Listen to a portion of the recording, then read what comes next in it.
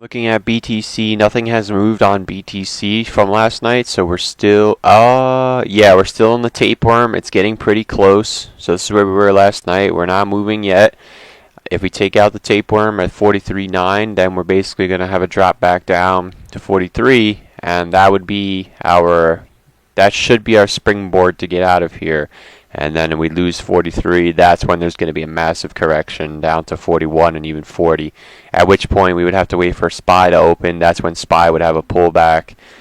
This shouldn't be here. This must have been some type of what-if scenario. Because I personally, oh yeah, I was saying if we blow through this 618, then I don't see a bearish argument anymore. I would imagine there has to be some kind of turbulence. There's no way we just blast through this.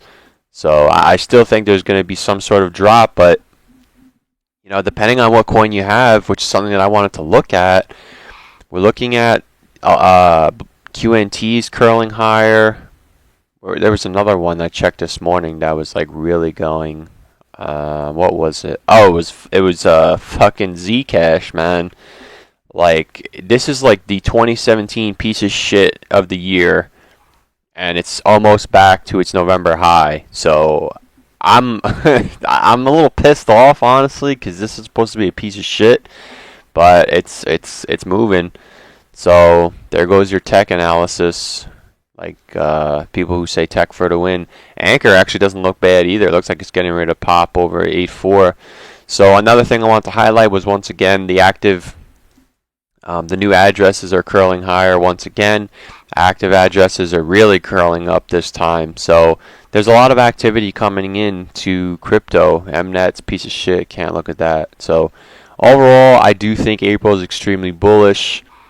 We're going to have to wait and see, obviously. We're still in this tapeworm. At any time, a break over 45 is extremely bullish. And on the same token, until we break over 44.8 to 45 and change, we cannot start screaming bull run. So again, keep an eye on the drop to 43 and change, and then ultimately 43. If we hold 43, we're going to move higher up to 48. And then obviously 40,000 is the worst case scenario, in my opinion. Which it does look unlikely as of now, but we're going to leave it here. And then ultimately you have the bears saying 2008, 25,000, or wherever it's going to go. It might even be 27, or whatever people are calling for, which I personally think we're going to do something like this and then blast out of here up to 50 plus. So just another thing. I know I made a video yesterday on Dogecoin Mars. I didn't want it to be like some kind of moon boy thing. It was just like a potential trajectory of what we're going to get.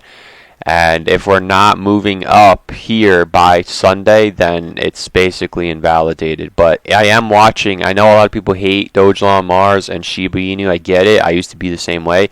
But the reality is, if these go up, that means that retail is buying in, and that's what you want to see in order for these coins to start running. So it's definitely something I'm going to continue watching. Same thing as Doge. A lot of coins are going to flip, or they should flip bullish next week, especially with Doge's MACD getting ready to actually flip bullish now. Not yet, so it needs a little bit of more of a push to like 15 cents. I think I said 17 last time, something like this, yeah. So if we get this big-ass candle up to 17, then this should flip green, and a lot of these coins should start popping off. But all in all, when it just comes down to straight Bitcoin in the next 24 to 48 hours, we are still in this wedge. I guess the expert traders call it a wedge. I call it a tapeworm. So as long as it stays over the tapeworm at 49, 43.9, which I guess if you want to get super technical,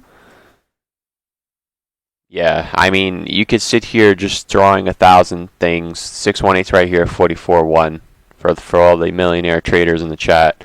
So there's no point of wasting my time trying to find where these bottoms are, because we're either going to 58,000 or we're going to zero, in my opinion. So 44.8 or 44.1 has to hold, something like this. Take out 43.8, we're going down to 43, yada, yada, yada. And then at that point,